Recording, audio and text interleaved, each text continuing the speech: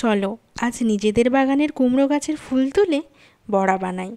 আমাদের এখানে হনুমানের উপদ্রব প্রচণ্ড, কিন্তু কুমড়ো গাছে কাঁটা হওয়ায় কুমড়ো গাছের ফুল আর কুমড়ো দুটোই পাওয়া যায়। কিন্তু কুমড়ো যদিও গাছে ছোট অবস্থায় ধরেই পড়ে যায়, পাওয়া যায় না।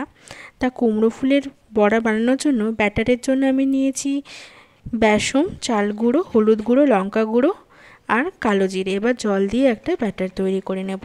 আমার রান্নার ভিডিও যদি ভালো লাগে তাহলে লাইক করতে একদম ভুলবেন না।